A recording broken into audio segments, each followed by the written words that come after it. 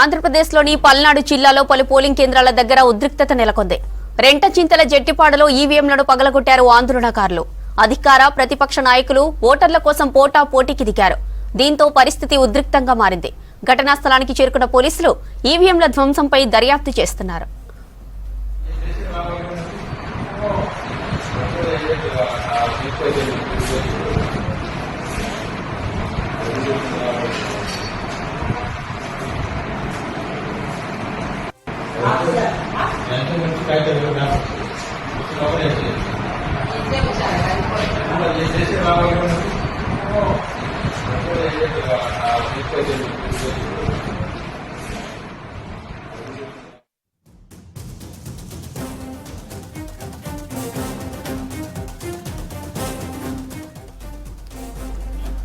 పల్నాడు జిల్లా మాచర్ల నియోజకవర్గంలో అధికార విపక్ష నేతలు బాహాబాహికి దిగారు.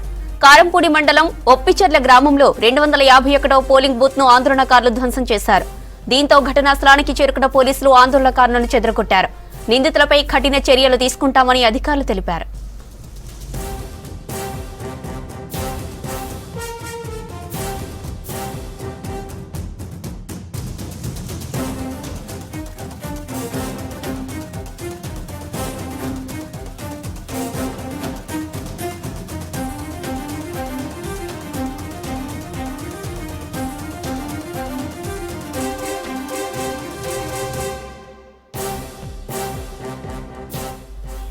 పల్నాడు జిల్లా మాచర్ల నియోజకవర్గంలో అధికార విపక్ష నేతలు బాహాబాహికి దిగారు.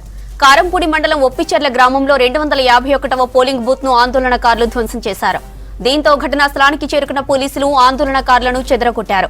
నిందితులపై కఠిన చర్యలు తీసుకుంటామని అధికారులు తెలిపారు.